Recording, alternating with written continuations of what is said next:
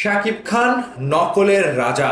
দীর্ঘ 25-26 বছরের ক্যারিয়ারে এসে শাকিব খানকে এখনো নকল সিনেমায় অভিনয় করতে হবে, শাকিব খানকে এখনো কপি সিনেমা করতে হবে।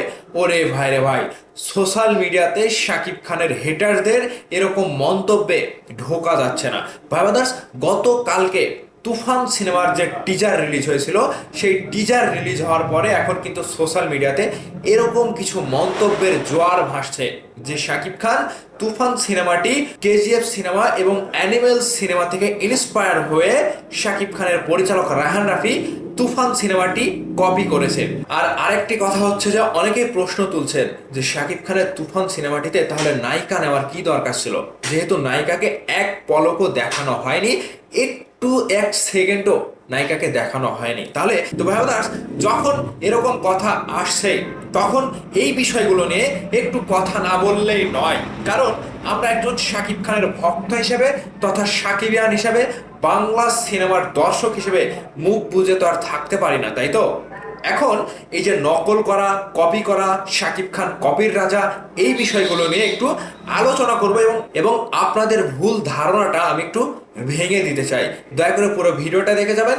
চ্যানেলে নতুন হয়ে থাকলে চ্যানেলটি সাবস্ক্রাইব করে পাশেই থাকবেন। আমি লিখন আছি আপনাদের সাথে। দেখেন, বাংলাদেশে তথা পুরো বিশ্বে যত ফিল্ম ইন্ডাস্ট্রি রয়েছে, কোনো ফিল্ম ইন্ডাস্ট্রিতে এরকম কোনো গল্পের সিনেমা আর বাকি নাই যে আপনি যে গল্পের সিনেমায় দেখতে যাবেন, যেই সিনেমায় দেখতে যাবেন, যে কোনো গেট আপের সিনেমায় দেখতে যাবেন, নায়কের যে কোনো গেট আপ দেখবেন, আপনার দেখে মনে হবে যে এটা এই সিনেমার কপি করা, ওটা ওই সিনেমার কপি করা, এই লুকটা ওই নায়কের কপি, এই লুকটা আরেকজনের কপি করা, এরকম আপনার মনে হবেই। আসলে সিনেমা যতদিন থেকে তৈরি হচ্ছে এতদিন পর্যন্ত বাংলাদেশ বলেন, হলিউড বলেন, বলিউড বলেন, বাংলাদেশ কলকাতার যে বাংলা সিনেমা বলেন, সেই সিনেমাগুলোতে এত দূর পর্যন্ত আসার পরে এখন পর্যন্ত আর কোনো লুক বাকি থাকে না ভাই। প্রত্যেকটা ইন্ডাস্ট্রিতে প্রত্যেকটা লুক, প্রত্যেকটা গল্প, প্রত্যেকটা যে একটা মনে করেন যে সিনেমার যে একটা ধরন, সব কিছু শেষ হয়ে গেছে, সব কিছু হয়ে গেছে। এরপরে আর নতুন কোনো কিছু থাকে না। তো সেই জায়গাতে আপনারা শাকিব খানকে দেখে বলছেন যে কেজিএফ কপি করেছে, অ্যানিমেলকে কপি করেছে। আসলে ওই যে বললাম না যে কোনো গল্পে আর বাদ নাই ভাই দুনিয়াতে, কোনো লুকটাই দিতে, কোনো গেট আপ দিতে আর কোনো দুনিয়াতে বাদ নাই। আর সেজন্যই আপনারা যেটাই দেখেন মনে হয় যে এটা কপি করা। আসলে আমাদের বাংলা সিনেমার ইতিহাসে আমি যতই আপনারা যাই বলেন যে তুফান কপি করা, তুফান নকল করা, অন্য সিনেমা কেজিএফ বলেন, কিংবা অ্যানিমেল বলেন, যে কোনো একটি সিনেমা থেকে ইন্সপায়ার হয়ে তুফান সিনেমাটি তৈরি করা। তো এখানে আমি বলতে চাই যে আমি এই প্রথম বাংলা সিনেমার ইতিহাসে বাংলাদেশের কোনো সিনেমাতে যতই কপি করে করুক, এরকমটা আমি প্রথম দেখেছি যে আপনারাও যেটা বলবেন, বুকে হাত দিয়ে বলবেন যে আপনারা বাংলাদেশের কোনো সিনেমাতে এরকম অ্যাকশন কোনো সিকোয়েন্স কিংবা এরকম অ্যাকশন কোনো টিজার আপনারা দেখেছেন কিনা, বুকে হাত দিয়ে একেবারে সত্য কথাটা বলবেন।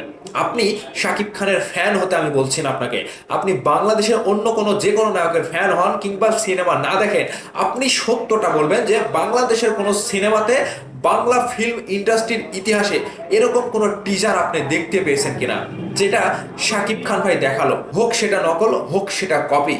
রায়হান রাফি শাকিব খানকে নিয়ে খুবই অল্প বাজেটে 10 থেকে 15 কোটি টাকা বাজেট দিয়ে যে এরকম টিজার, এরকম সিনেমা নির্মাণ করছে, তাহলে ভাবতে পারেন যে 100 কোটি টাকা যদি শাকিব খান বাজেট পায় তাহলে কি করতে পারে।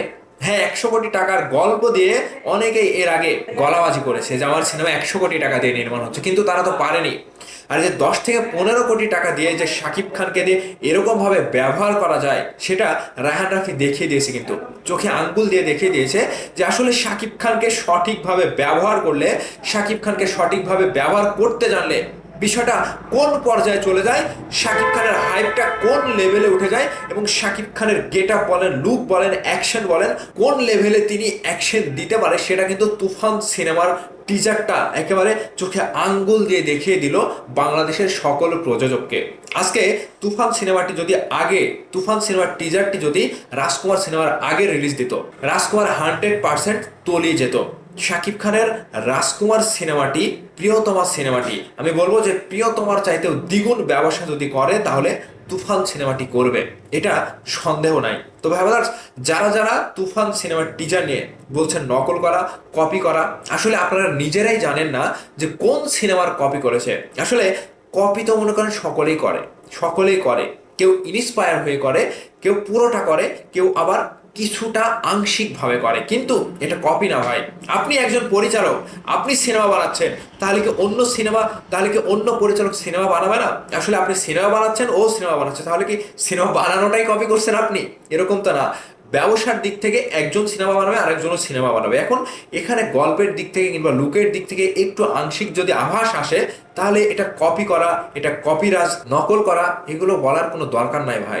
দেখে যান, সিনেমা তো মজাদার ব্যাপার। সিনেমা দেখে আপনারা অ্যাকশন পাবেন, কিছু অভূতপূর্ব জিনিস দেখতে পারবেন, এটাই সিনেমা। আসলে বাস্তবিক কোনো কাহিনী সিনেমাতে তুলে ধরা হয় না। হ্যাঁ, তুলে ধরা হয়, কিন্তু সেটা চোখে ধাঁধা লাগানোর মতো তার ভেতরে কিছু কাল্পনিক ঢুকে দিয়ে সেটা দেখানো হয়। সিনেমার পর্দায় অবাস্তবিক বেশি দেখানো হয়। তো এখানে কপি করা, নকল করা এগুলো না বলে বাংলা সিনেমা এগিয়ে যাচ্ছে, এগুলোকে আপনারা সাধুবাদ জানান।